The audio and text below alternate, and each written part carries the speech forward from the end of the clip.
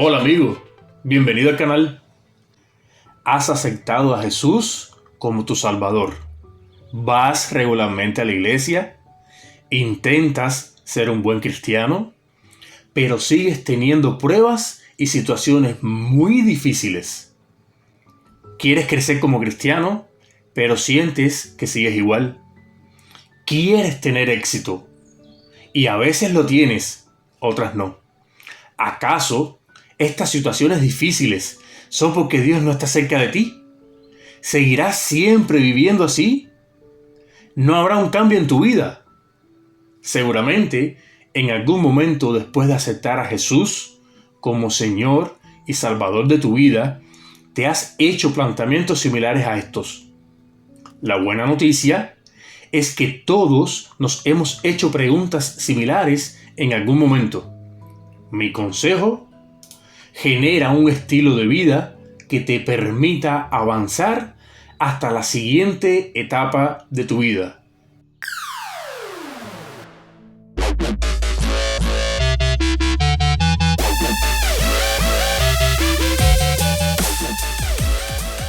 ¿Cuál es el significado de etapa? La palabra etapa hace referencia a un trayecto que recorres entre dos puntos. Es decir, es el periodo o parte en que se divide una acción, es un proceso.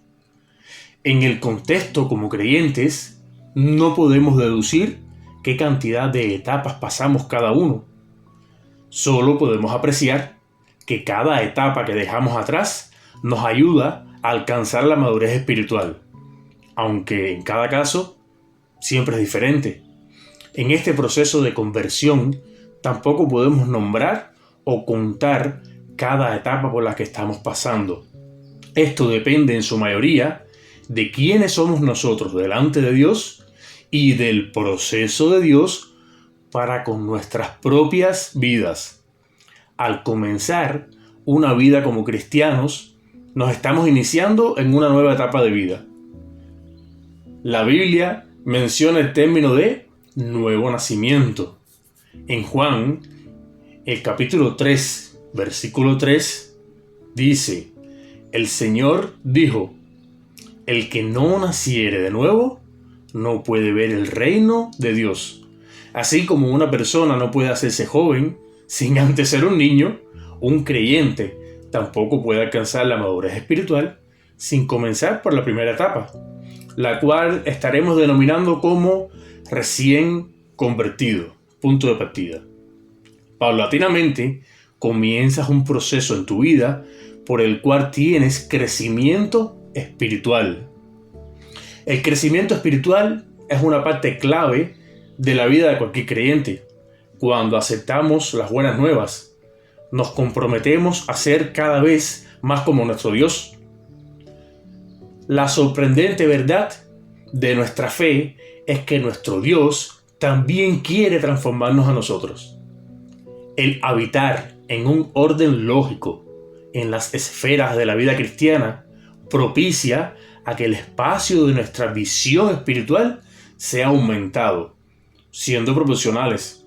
Es decir, si te desempeñas a diario dentro de un estilo de vida que propicie el aumento de tu relación con Dios, este será propicio el aumento de tu carácter como creyente. Quiero auxiliarme de la experiencia y la actitud de uno de los profetas de los tiempos bíblicos. Él apartó las aguas del río Jordán, sanó las aguas de Jericó, multiplicó el aceite de la viuda, revivió a un muchacho, sanó a la gente que había comido un guisado envenenado, dio de comer a muchos hambrientos, sanó la lepra de Naamán, hizo flotar un hacha y guió a los reyes a la guerra. ¿Sabes quién es? Seguramente lo sabes. Su nombre es Eliseo. Se estima que el ministerio de Eliseo junto a Elías duró alrededor de 8 años, hasta que Elías fue arrebatado por un torbellino enviado por Dios, y Eliseo sucede a Elías. No abarcaremos estos 8 años de experiencia como discípulo de Elías, tampoco abarcaremos lo ocurrido después. Ese mismo día que Dios llevaría a Elías al cielo en un torbellino, pasaron él y Eliseo por 4 lugares: Gilgal, Betel, Jericó y el Jordán. Cada uno de estos tiene un significado especial para nosotros y una enseñanza de cómo evoluciona el andar del cristiano de la dimensión espiritual actual hacia una dimensión superior. Durante 8 años el profeta Eliseo recibiría enseñanza directa de Elías, pero no fue hasta el día en que se separarían que Eliseo recibió la mayor y gran enseñanza que fue posible por el viaje a estos 4 lugares. Su perseverancia y fe y su condición de gran siervo de Dios le permitieron al final del día avanzar hasta la próxima etapa de su vida. Luego de este día, Eliseo triplicaría los milagros y los prodigios que su mentor Elías hiciera. La visita que estos 2 grandes siervos de Dios hicieron a estos 4 lugares bíblicos ese mismo día no es una casualidad. Para nosotros tiene un significado especial, y trasladando la enseñanza a nuestros días, vemos como resultado las diferentes esferas en la vida del creyente por las cuales todos pasamos en algún momento.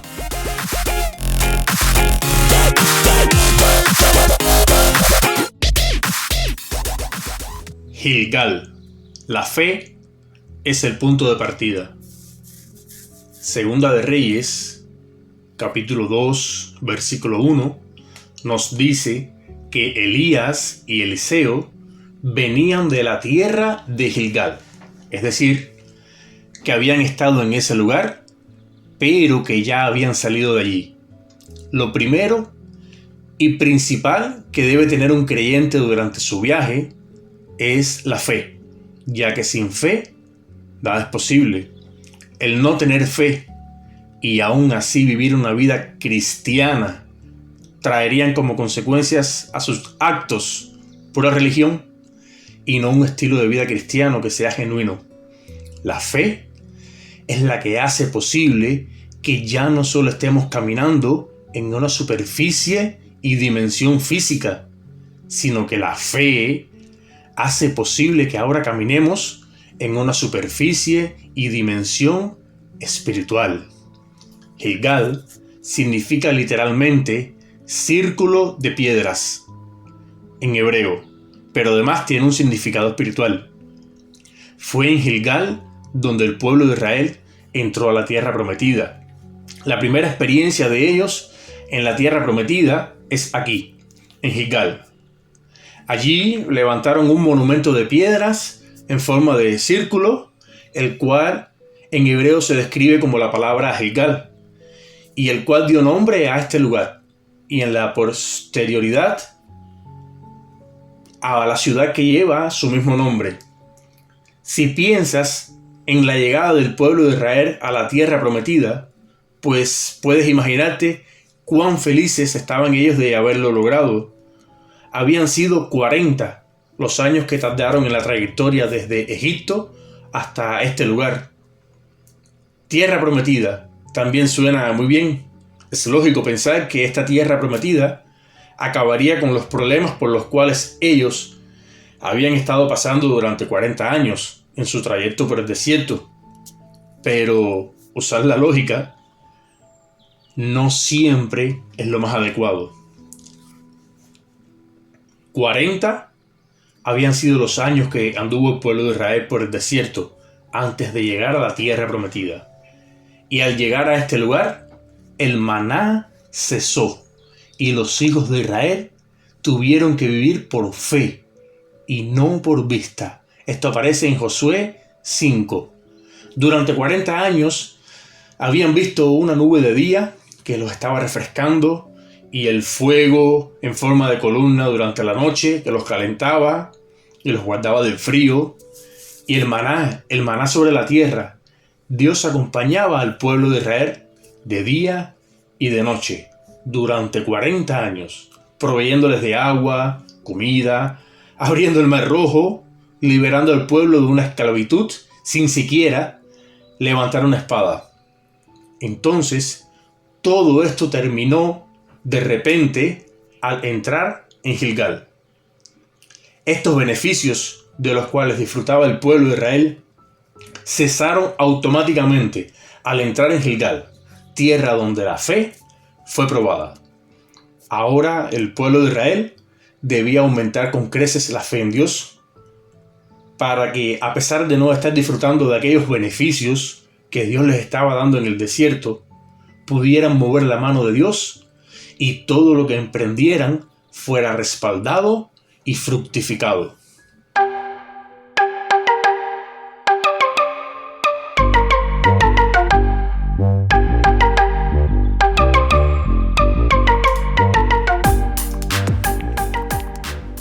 Puede que hayas comenzado bien el viaje de tu vida espiritual y que hayas vivido momentos maravillosos junto a Dios, que te ha acompañado, te ha extendido su mano, te ha dado lo que necesitas y te ha prometido en su palabra que nunca te va a desamparar. Pero no te asustes si a tu vida llega la tierra de Gilgal. Esta es una tierra, digamos de un modo espiritual hablando, donde tu fe va a ser probada. Dios va a probar tu fe intensamente antes de que pases a otra etapa de tu vida. Y todo creyente en algún momento pasa por la tierra de Gilgal. Este es un dato de interés. Samuel envió a Saúl a Gilgal para ser confirmado como rey sobre Israel. Puedes leerlo en Samuel 11, versículo 15. Y allí mismo, Saúl se volvió inquieto por la demora de Samuel y ofendió a Dios al atreverse a servir de sacerdote y hacer él el propio sacrificio. Esto lo puedes leer en Samuel, capítulo 13, versículos del 1 al 10. La fe es el punto de partida. Es la que te permite conocer a Dios.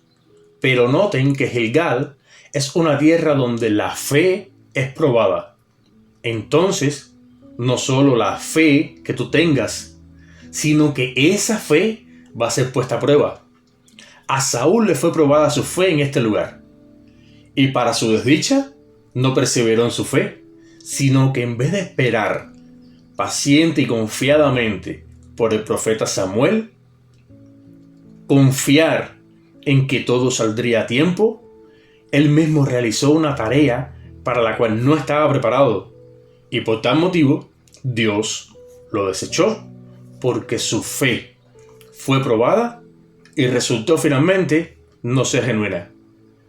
Puede que llegue el momento donde nos inquietemos a un nivel tan grande que vamos a desear tomar nosotros el mando de nuestras vidas. Esta tentación puede llegar en la tierra de Gilgal, porque nuestra fe va a ser probada intensamente. Pero al contrario del rey Saúl, debemos esperar firmes en la respuesta de Dios. Dejar las riendas y el control de nuestras vidas en las manos de Dios.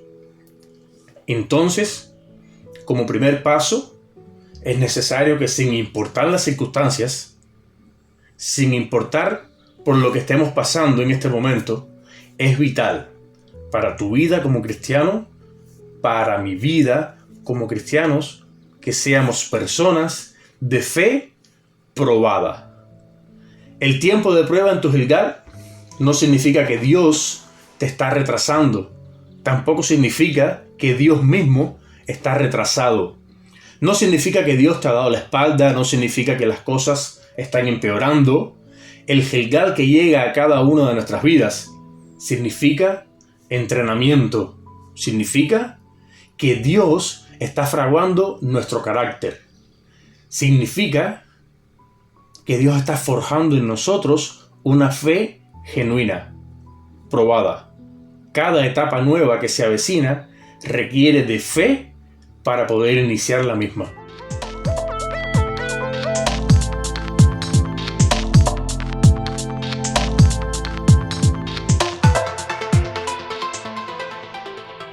Betel, persevera en la prueba. Al salir de Gilgal, fue probada la perseverancia de Eliseo.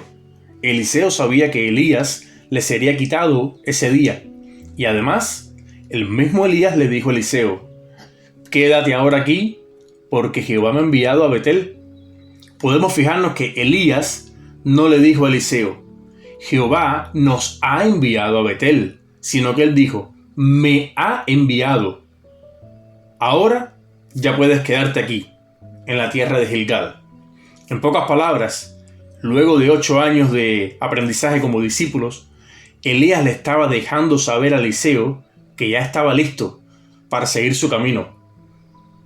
Pero no más como un discípulo, sino como un profeta. En resumen, Eliseo no necesitaba seguir junto a Elías. Todos sabemos que Eliseo perseveró y no aceptó quedarse en Gilgal. Él necesitaba acompañar a Elías en su viaje y llegar a la tierra de Betel, donde la perseverancia es imprescindible. Ya en Betel, el recibimiento a Eliseo por parte de los hijos de los profetas fue de la siguiente manera: te vas a quedar solo, le dijeron, porque Dios se va a llevar a Elías al cielo hoy. Así que no cumple ningún objetivo que sigas con él. La respuesta de Eliseo a mí me enseña. Eliseo dijo: sí, ya lo sé, pero ahora ustedes cállense la boca. A pesar de que Eliseo sabía que Elías sería llevado ese mismo día al cielo, él perseveró en medio de esta prueba y no abandonó a Elías, porque quería que le fuese aumentada la dimensión en la cual él se estaba moviendo.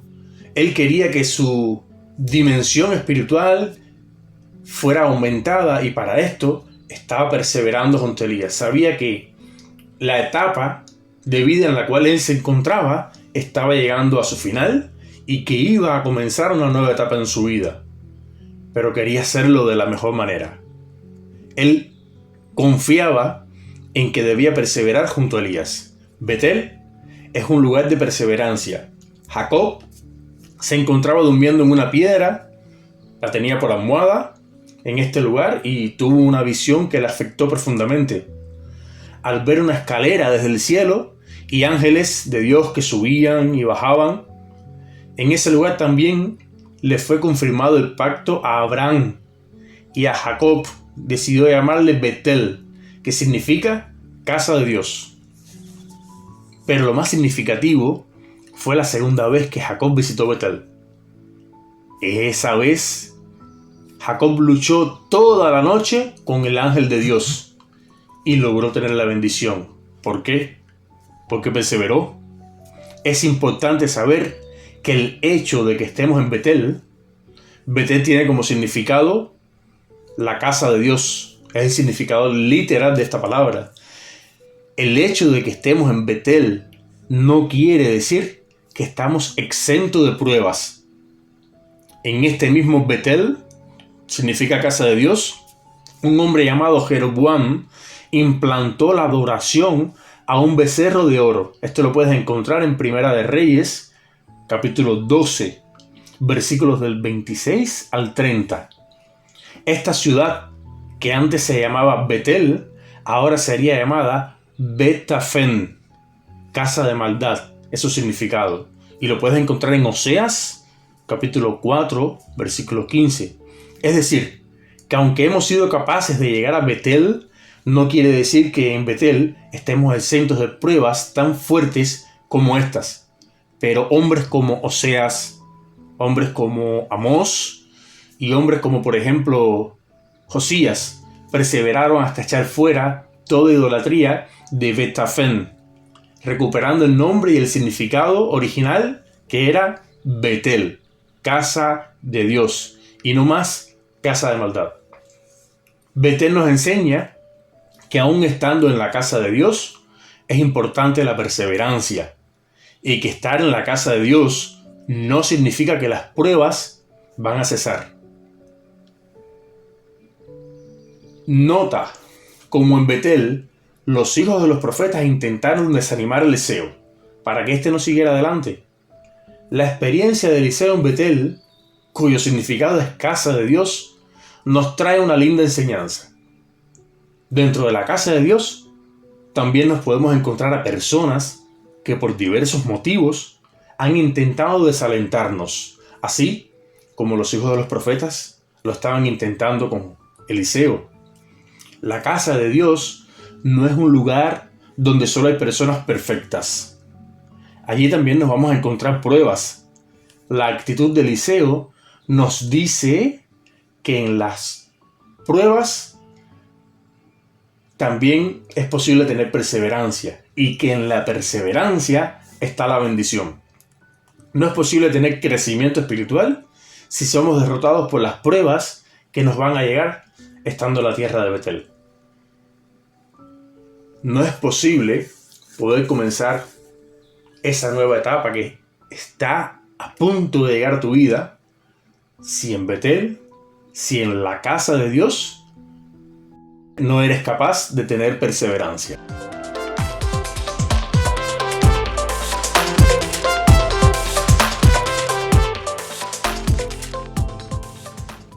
Jericó. Fortalece tu unción para la batalla. El tránsito hacia Jericó se tornó igual que el anterior, ya que Elías volvió a pedirle a Eliseo que se quedara en Betel. Pero Eliseo fue constante y no lo abandonó. Esta esfera de la vida, llamada Jericó, es un lugar espiritual a donde llega todo creyente. Algunos antes, otros le toma más tiempo, pero en un momento determinado todos vamos a pasar por este lugar llamado Jericó, y desdichadamente no todos pueden vencerlo, porque no todos los creyentes que llegan a Jericó están fortalecidos para la batalla campal que allí se realizará. Jericó en los tiempos bíblicos fue un lugar donde Josué y el pueblo de Israel habían peleado su más grande batalla. Esto lo puedes leer en Josué número 6, capítulo 6. Jericó constituía un lugar estratégico. Para poder pasar a la tierra de Canaán, era necesario derrotar las fortalezas de Jericó. Jericó era una gran ciudad amurallada, bien protegida, fortalecida, ya que éstas protegían también el camino hacia Canaán. Pero el pueblo de Israel debía prepararse antes para poder enfrentarse a estas murallas. Podemos pensar que Dios mandó al pueblo a que prepararan espadas, arcos, digamos también lanzas para esta batalla, pero no fue así. Para prepararnos para la batalla es importante escuchar la voz de Dios y hacer su voluntad. Aunque esto, en la mayoría de las veces, nos lleve en contra de lo que es lógico. Pero la manera efectiva de hacerlo es por medio de la fe y no por medio de la lógica. Hay un dato curioso que nos dice que en el monte de Cuarantania, al oeste de la ciudad de Jericó, fue donde Jesús ayunó 40 días antes de comenzar su ministerio. Y fue en el mismo Jericó donde el diablo le tentó varias veces. Pero Jesús estaba fortalecido y ungido para esa batalla, porque conocía también la palabra de Dios y la tenía por orden. Jericó es un área en la vida del cristiano donde es necesario que nos fortalezcamos, pero a la manera de Dios. En esta etapa de tu vida, que la llamaremos Jericó, debes transformarte en un hombre de guerra, pero un hombre de guerra en el espíritu. Debes entender que el poder que pertenece a cada creyente, que puede desatar cadenas y también puede abrir puertas. Sí. Mira, Josué y su ejército hubieran acudido a Jericó como la lógica lo pretendía, no hubieran resistido mucho. No lo hubieran conquistado. Jericó era una ciudad amurallada, preparada para cualquier tipo de guerra. Sus altos muros le daban privilegio en la batalla, También la altura de sus huesos. También la altura de sus gruesos y fuertes muros le daba ventaja. Los soldados que defendían la ciudad podían claramente arrojar piedras, lanzas, flechas, aceite ardiendo. Era todo un sistema de defensa factible que además podía inmovilizar rápidamente a Josué y a su ejército en cuestiones de horas. Además, porque Josué y sus hombres no eran guerreros, no estaban entrenados para pelear. La lógica nos indica que para el pueblo de Israel esa ya era una batalla que estaba perdida antes de comenzarla. Pero Jericó no es un lugar para utilizar la lógica. Jericó no es un lugar para retirarse con la bandera blanca y decir: he sido derrotado. Estas murallas que están delante de mí no estoy preparado para destruirlas, para que caigan delante de mí. Jericó sí es un lugar de enfrentamiento. Es un lugar de batalla, pero también es un lugar de conquista. Pero no a nuestra manera, sino a la manera de Dios. La manera en que Dios quiere prepararte quizás no esté siendo la más lógica para ti. Muchas veces no ha sido la más lógica para mí, pero es la más segura. Puedes estar confiado que a la manera de Dios es la más segura. Prepárate como lo hizo el pueblo de Israel. Ellos siguieron el consejo de Dios, aunque este pareciera a simple vista ser lo más ilógico y lo más estúpido que alguien pudiera hacer. El objetivo era derrotar aquellos fuertes muros, y lo hicieron, pero a la manera de Dios.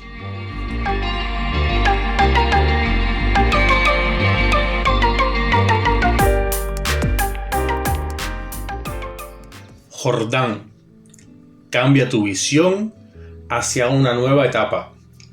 El Jordán hace referencia a la esfera de la vida del cristiano donde la visión le es completamente cambiada.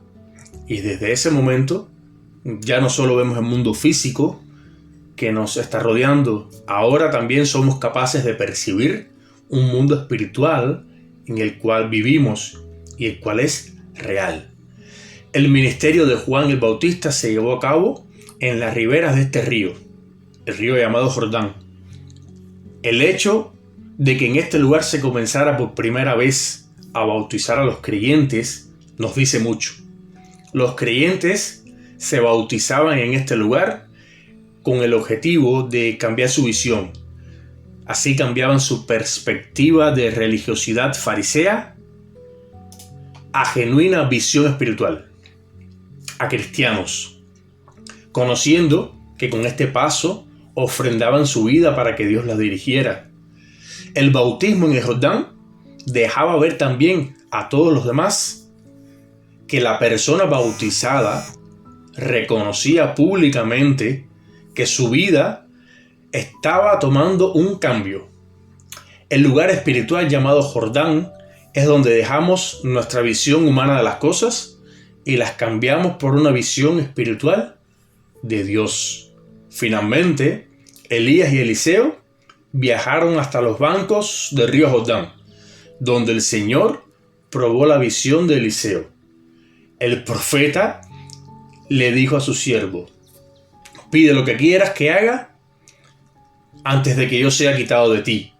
Y Eliseo dijo: te ruego que entonces una doble porción de tu espíritu sea sobre mí. Esto lo puedes leer en Segunda de Reyes, capítulo 2, versículo 9. Elías respondió: cosa difícil has pedido. Mira, si me vieres cuando yo fuera quitado de ti, esto te será hecho. Mas si no pudieres verme, no. En el versículo siguiente lo puedes leer. En pocas palabras, si tu visión es capaz de ver las cosas en las cuales Dios va a estar obrando y tus ojos están en las cosas de arriba, las recibirás. La doble porción del espíritu que deseaba Eliseo. Eliseo sabía que a continuación iba a dejar de ser un discípulo para comenzar a ser un profeta. Eliseo sabía que a continuación iba a terminar la etapa de su vida por la cual había transcurrido durante 8 años para dejar de ser un estudiante y comenzar a caminar en una nueva etapa de su vida. Y quería hacerlo bien, tan bien que aspiraba a recibir una doble porción de lo que ya había recibido hasta el momento, hablando en el sentido espiritual. Querer amplificar la dimensión espiritual en la que se desenvolvía no es más que el deseo que tenía Eliseo de comenzar esta nueva etapa de su vida, pero más apegado a las cosas del espíritu y con más efectividad.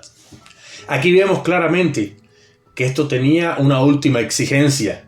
Eliseo tenía que ser capaz de ver la dimensión espiritual de lo que Dios iba a hacer. Elías le dijo: si vieres, te será hecho, mas si fuera capaz de no verlo, no. Este es un importante simbolismo que la Biblia nos regala para comprender el ámbito espiritual. La palabra de Dios nos enseña que el camino es por la fe y no por la vista. Esto está en 2 Corintios capítulo 5, versículo 7. Pero en este pasaje, sobre lo que Eliseo debía observar, no se trataba para nada sobre la vista física, sobre lo que vemos con nuestros ojos físicos, sino que se trataba precisamente sobre la fe, la actitud del ser humano ante Dios. De eso se trataba. Se trataba sobre aceptar que también hay un mundo espiritual, y que este mundo espiritual es tan real como el mundo físico y que nos rodea, que vivimos en él. Y cuando lo aceptamos y lo creemos, entonces nuestra actitud cambia. El Jordán hace alusión al final de un viaje y al principio de otro. Hace alusión a un nuevo comienzo, una nueva etapa de tu vida. Es necesario mirar con ojos de fe hacia la nueva etapa que se avecina a ti y mirar las cosas como Dios nos pide que las veamos. Entonces Eliseo recogió el manto de Elías que se le había caído y regresó. Luego, deteniéndose a la orilla del Jordán, tomó el manto de Elías que se le había caído, golpeó las aguas y dijo: ¿dónde está Jehová, el Dios de Elías? Y cuando él también golpeó las aguas, éstas se apartaron a uno y otro lado, y Eliseo cruzó. Puedes leerlo en 2 de Reyes, capítulo 2, versículos 13 y 14. Eliseo fue capaz de abrir las aguas del río como mismo lo había hecho Elías. Eliseo acababa de comenzar su etapa como profeta. La vieja etapa de discípulo había quedado detrás. Eliseo había comenzado su nueva etapa de vida como un profeta, pero lo había comenzado bien a lo alto. Abrir las aguas del río Jordán había sido una prueba de que Dios le estaba mostrando a Eliseo: estoy contigo a pesar de todos los contratiempos que has tenido hoy. ¿Y tú? ¿Crees que estás dispuesto para esa nueva etapa de vida que está al llegar? ¿Crees que es posible que puedas comenzar siendo un hombre de fe? Cuando el Gilgal llegue a tu vida, el momento de escasez, el momento donde crees que la mano de Dios se ha alejado, ¿estás dispuesto a tener una fe probada, una fe forjada? ¿Estás dispuesto a perseverar en la casa de Dios? Ese Betel en el cual es importante que acudamos. ¿Estás preparado para cuando los hijos de los profetas te digan no tiene sentido que continúes adelante? Poder decir: no me interesa. ¿Estás preparado para aceptar que los hijos de los profetas son tus hermanos, tus amigos, tu familia? Que la casa de Dios no es un lugar perfecto, es un lugar donde habitamos para que podamos construir perseverancia en nuestras vidas. ¿Estás preparado para llegar a Jericó? ¿Estás preparado para no usar la lógica ante la gran batalla? ¿Estás preparado para fortalecerte y prepararte a la manera de Dios? ¿Estás preparado para obviar todo lo que normalmente en el plano físico debería ocurrir y enfrentarte a esa gran muralla como Dios te lo pidió? ¿Estás preparado para llegar a Jordán, donde tu visión, la manera de ver las cosas, debe ser transformada? ¿Comenzar a verlo más a la manera de Dios? ¿Estás preparado para llegar al lugar espiritual llamado Jordán, donde dejamos nuestra visión humana de las cosas y las cambiamos por una visión espiritual de todo? Entonces, estás preparado para comenzar esa nueva etapa de tu vida. Gracias por haberme acompañado hasta el final. Gracias por haberte quedado una vez más conmigo. Sígueme que vamos a continuar teniendo charlas tan interesantes como esta. Pido a Dios que te bendiga donde quiera que estés. Pido a Dios que bendiga tu casa, que bendiga tu vida y que prospere tus pensamientos en Él, para que tus pensamientos vayan de acuerdo a los pensamientos de Dios. Dios te bendiga, mi amigo. Que tengas un lindo día.